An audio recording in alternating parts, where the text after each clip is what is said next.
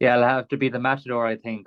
It's funny with James, he's actually kind of I wouldn't say a buddy of mine, but I know him very well. I have a lot of respect for him. We sparred each other, and he's earned that name, the Pitbull, all right. Like, he's like a mini Mike Tyson. He's, very strong, very physical and aggressive. But, I'm very confident. Like I said, these are the fights I need, and, there's no point waiting around. I'm very confident in getting the victory that night, and I think a lot of people are going to see a better side of my boxing come February. I think with my experience now, I realized this over the last few years, sparring and fighting are two different things. So even when I won my first national title as an amateur, I nearly didn't want to fighting them because this last few sparrings I had beforehand, I was brutal, like, and it just goes to show, like, I was never always a great at sparring, but I always showed up on fight night.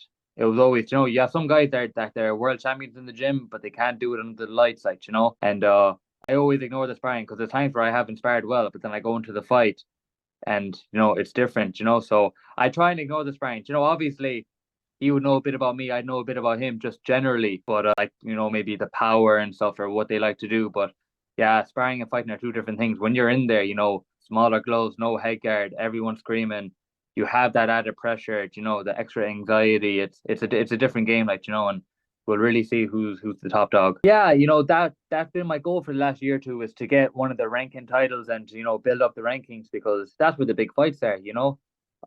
Like you said, I've kind of done my apprenticeship now. I've shown I'm above a certain level, and now it's time to see if I'm world level. Obviously, I believe I am. I haven't proven it yet, but I'm in this game because I believe I'm world level. So, James is the first step on the way to that. We get a win in February, and then, like I said, I'd like to get, another four fights maybe in 2025, and hopefully at the end of the next year we'll be in a great position.